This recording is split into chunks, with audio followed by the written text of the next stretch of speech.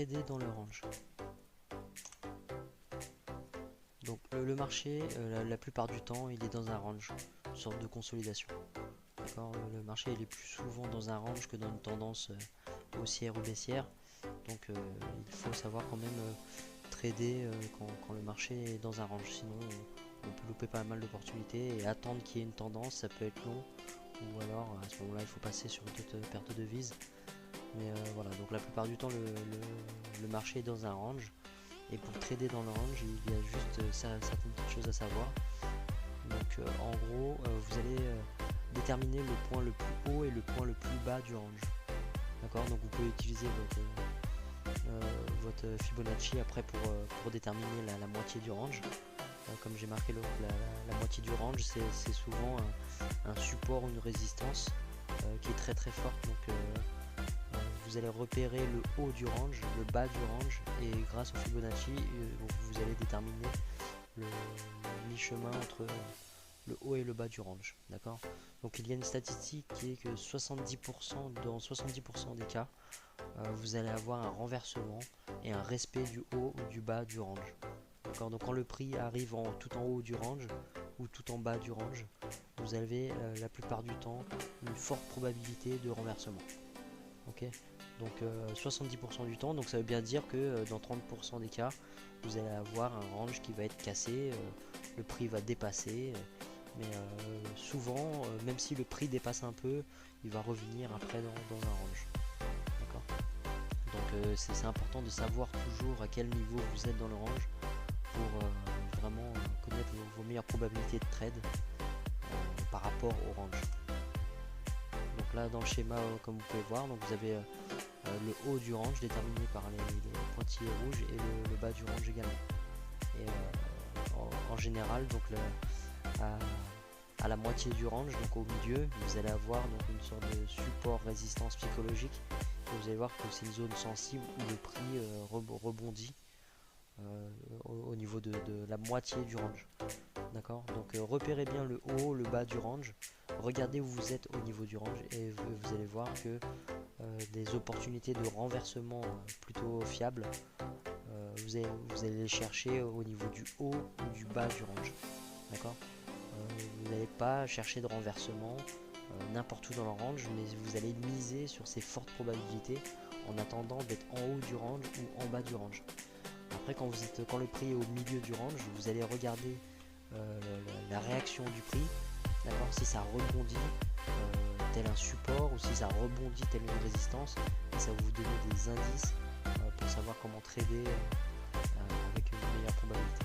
Voilà, donc je vais vous montrer dans MT4 un peu quelques exemples. Alors je vais vous montrer quelques exemples de trading dans le range. Donc l'importance de savoir est-ce que vous êtes au niveau du range. Donc comme je vous ai dit, la plupart du temps le marché est dans une consolidation. Il est plus souvent en consolidation que dans une tendance haussière ou baissière. Donc voilà, donc ce que vous pouvez faire, par exemple là, que ce soit en daily ou H4 ou autre, selon le time frame, d'accord, quel que soit le time frame, pardon, vous pouvez repérer un range et vous dire que dans 70% des cas, le prix va respecter le range. D'accord. Donc quand on arrive en haut du range, ça se renverse et en bas du range également. Donc là par exemple, on va prendre le point le plus bas et le point le plus haut. D'accord. Et pour avoir une idée de la moitié du range, pour avoir les 50%, on va prendre notre Fibonacci. Donc là le Fibonacci va pas nous servir à calculer les retracements ou projeter nos TP. C'est vraiment pour avoir juste la moitié du range. Donc le point le plus bas et le point le plus haut. D'accord. Et notre 50% est là. Okay. Donc dès le début, vous pouvez voir à quel point la moitié du range est sensible. D'accord.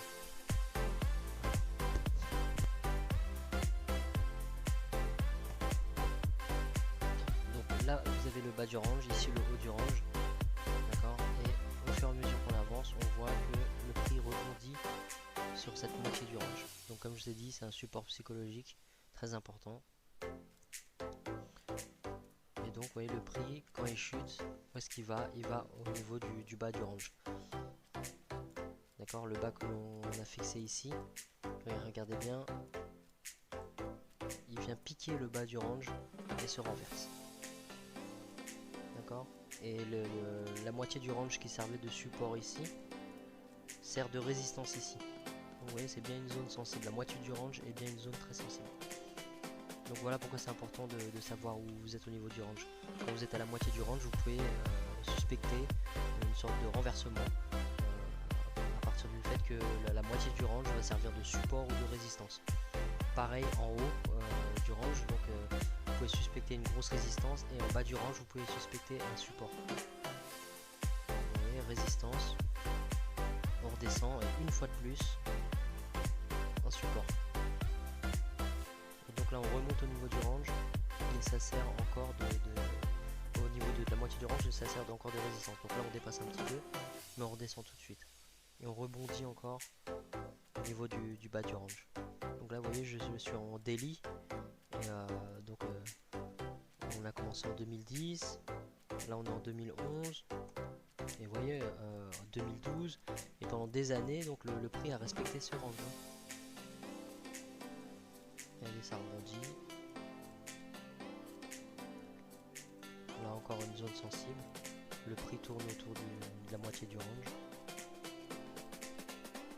Voilà, et donc là en 2013 donc, on va casser le bas du range pour finalement revenir dedans. Donc là vous voyez, le range est cassé. On a un nouveau range, donc en gros ici on aurait pu prendre ce bas là et ce haut là. D'accord, on continue. Et finalement le prix revient dans le précédent range. D'accord, donc même dans les autres time frames, par exemple sur l'euro USD, donc en H4, si vous prenez votre Fibo, prenez le point le plus haut jusqu'au point le plus bas. D'accord, la moitié de votre range est là. Vous voyez, le prix descend jusqu'en bas du range, retrace et rebondit où? À la moitié du range, pile poil sur la moitié du range, qui fait office de résistance. Vous voyez, ça rebondit une fois, ça rebondit une deuxième fois. Donc là on est en H4, hein, donc il y a plusieurs semaines qui se passent ici. Et malgré ça, vous voyez, ça rebondit une fois ici, une fois ici, une fois ici, une fois ici. Ça fait que rebondir sur le milieu du range. Là donc ça traverse. Et on arrive presque en haut du range, mais pas tout à fait. Et ça redescend. Ça tourne autour de la moitié du range. Et ça remonte. Dans le range, support au niveau de la moitié du range, résistance, résistance. Voilà, là on remonte jusqu'en haut du range, ça dépasse légèrement, d'accord, mais ça revient très vite en dessous. Donc là on est en H4, donc en moins d'une journée c'est monté moins d'une journée au-dessus du range et puis c'est redescendu. Donc souvent ça, ce sont des manipulations qui permettent aussi une fois de plus de piéger les breakout traders qui partent du principe que si le range est cassé, d'accord, là on n'est pas sur un range asiatique, mais on est sur un range quand même, donc les breakout traders, à partir du moment où un range est cassé, ils vendent ou ils achètent. Donc là vous voyez, en voyant que le range est cassé, qu'est-ce qu'ils vont faire? Ils vont acheter, en se disant bon voilà, le prix va s'envoler, il a cassé le range, et finalement vous voyez, ça revient tout de suite dans le range.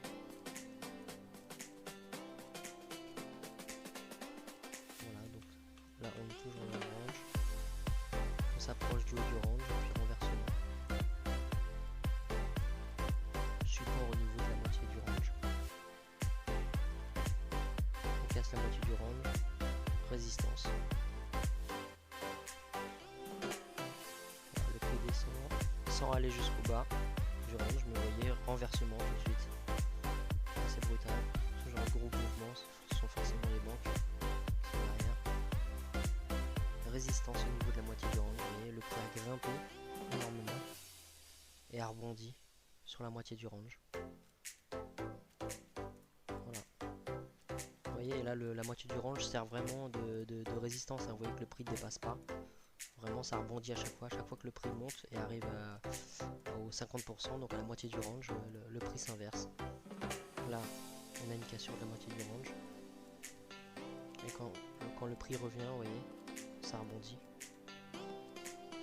fait office de résistance, puis ça perce, puis ça revient, ça fait office de résistance ici, ça perce, on reste dans le range, quoi. Donc voilà, donc au niveau du trading du range, c'est important d'identifier ça ne suffit pas à savoir s'il faut acheter ou vendre, hein, c'est un tout bien sûr, mais c'est un outil de plus, d'accord. Donc ça vous permet d'avoir des indices, donc en plus de la direction à long terme qu'on a vu dans le passé, le profil du marché, la structure du marché. Donc là on va pouvoir ajouter la structure, le trading dans le range, d'accord.